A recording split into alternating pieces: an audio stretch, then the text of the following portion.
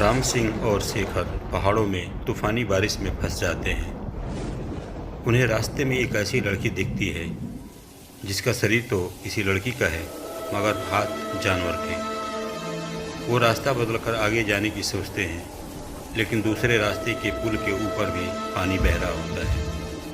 थक हार कर उन्हें कुछ दूर पर एक कुटिया में शरण लेनी पड़ती है, जिसमें माया नाम की एक लड़की और उसका बूढ़ा बाप रहते थे, और उनकी गतिविधियां भी काफ़ी संदिग्ध दिखती हैं। आगे रात काफ़ी भयानक हो चुकी थी। काफ़ी दूर से उल्लू और सियार के रोने और चीखने की आवाज़ें आ रही थीं, जो वातावरण को और भी ज़्यादा भयानक बना रही थी। अजीब माहौल था कमरे का। शेखर और राम सिंह पीने में लगे थे। बूढ़ा कुछ दूरी पर बैठकर इन दोनों को अजीब नज़रों से घूरे जा रहा था। माया खिसक कर शेखर के करीब आ गई थी। शेखर को तो मानो जैसे मनमानी मुराद मिल गई हो। वो कुछ ज़्यादा ही पीने में व्यस्त था। राम सिंह कुछ सोच में डूबा हुआ था। वो रह कर माया और उसके बूढ़े बाप की हर एक हरकतों को देख रहा था और कुछ समझने की कोशिश कर रहा था। उसे कुछ भी अच्छा नहीं लग रहा था। हाँ, ये ज़रूर था कि भूख लगने के कारण और ठंड की वजह से वो भी बीच बीच में चिकन के टुकड़े खा लेता था और शराब की घूंट पी लेता था। थोड़ी देर में बूढ़े ने बोला, माया, बेटी माया, मेहमानों के लिए खाने की व्यवस्था करो, व्यवस्था करो। नहीं बाबा, इसकी क्या ज़रूरत है? शेखर बोला। हमारे पाहुन हो, पाहुन हो। शेखर के मन में लड्डू फूट रहे थे। ये भयानक शाम इतनी रंगीन हो जाएगी उसे सपने में भी उम्मीद नहीं थी। कहाँ तो वो बारिश में फंसा हुआ था और कहाँ इस कमरे में इतने अच्छे अच्छे पकवान मिल रहे हैं, साथ में लड़की भी है। ये सोचकर शेखर तो खुश था। राम सिंह सोच में था। माया अंदर चली गई। थोड़ी देर बाद जब माया बाहर आई तो एक बड़े से ट्रे में उसने बहुत ढेर सारा खाना लिया हुआ था। चिकन बिरयानी, पुलाव, मटन, रोटियां। ये सब देखकर शेखर तो खुश हुआ, लेकिन राम सिंह सोचने लगा, ये दोनों तो हमारे सामने हैं, इतना जल्दी ये खाना कहाँ से लेके आ गई। बहरहाल जो भी हो, जो होगा देखा जाएगा। भूख तो लगी ही थी। राम सिंह ने भी खाना निकाला और दोनों खाने लगे। माया ने उन दोनों को परोस परोस कर खाना खिलाया। राम सिंह ने बोला, बाबा आप भी आइए। नहीं नहीं, तुम खाओ, तुम खाओ। जैसी आपकी इच्छा। राम सिंह और शेखर खाना खाने लगे। पेट भर खाने के बाद से दोनों कुछ देर तक इधर उधर की बातें करते रहे ताकि समय व्यतीत हो। इसी बीच में शेखर को धीरे धीरे नशा छाने लगा। पीता तो शेखर हमेशा से था, लेकिन आज के दिन उसने कुछ ज़्यादा ही पी ली थी और उसकी वजह से उसे अपने ऊपर काबू करने में काफ़ी दिक्कत हो रही थी। धीरे धीरे उसकी पलकें भी बोझिल होती जा रही थीं। राम सिंह ने शेखर को इशारा किया, आप सो जाओ।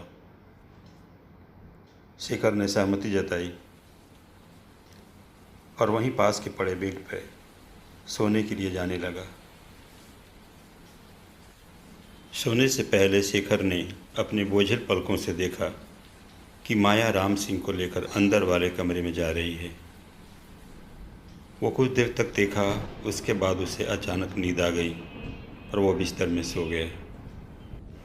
रात के तीसरे पहर शेखर की आंख अचानक एक अजीब सी आवाज़ सुनकर खुल गई।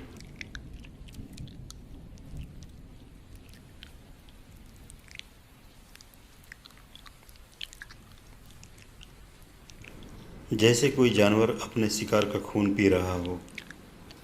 आँख खुलते उसने देखा कि माया उसके ऊपर झुकी हुई थी।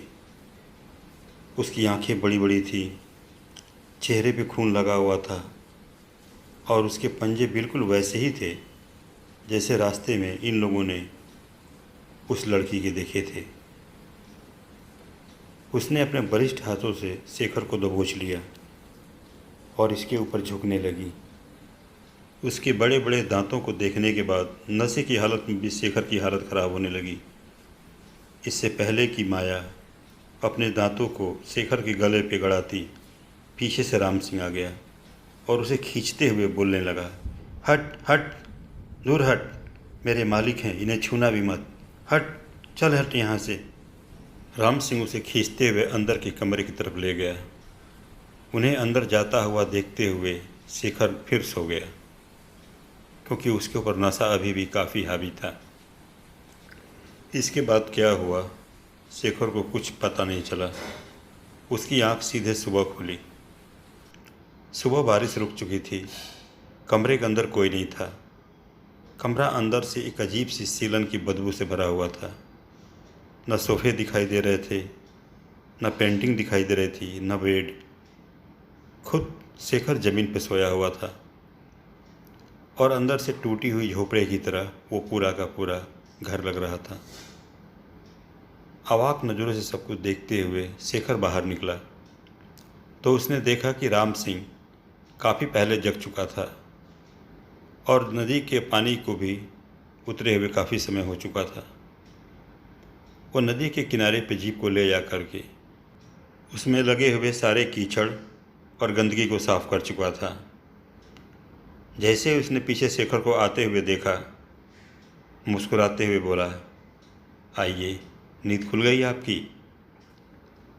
क्या है शेखर ये सब?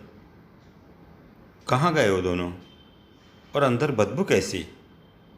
न पेंटिंग दिखाई दे रही है, न सोफे, न बेड, कुछ भी नहीं दिखाई दे रहा है।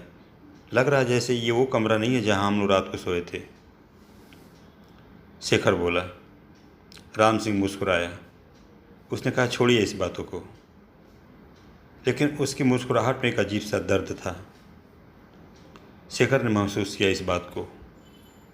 एक बात और शेखर ने महसूस किया कि राम सिंह शरीर से काफ़ी बलिष्ठ था। उसके कंधे ताकतवर थे, लेकिन उस समय राम सिंह देखने में काफ़ी कमज़ोर दिखाई दे रहा था और उसकी आंखें भी पीली जैसी दिखाई दे रही थी, जैसे किसी ने उसके पूरे शरीर से उसका खून निचोड़ लिया हो। इतना सब कुछ देखने के बाद शेखर एक बात तो समझ चुका था कि रात ये बहुत बड़ी दुर्घटनाओं से होकर गुजरे हैं और रात को जो लड़की माया थी और जो बूढ़ा था वो कोई इंसान नहीं थे, बल्कि ये खून पीने वाले हैवान थे, क्योंकि उन्होंने शेखर पर भी रात को अटैक किया था। खैर, भगवान का शुक्र है कि हम दोनों बच गए, कोई अनहोनी घटना नहीं घटी। उसने हाथ उठाकर ऊपर भगवान को धन्यवाद दिया और फिर राम सिंह को बोला, चलो निकलते हैं। राम सिंह जीप तैयार कर चुका था। दोनों बैठे और वापस हल्द्वानी चले आए। अपने स्टोर पर वापस आने के बाद राम सिंह ने बोला शेखर से, मैं कुछ दिनों के लिए अपने गांव जाना चाहता हूं, मुझे छुट्टी चाहिए।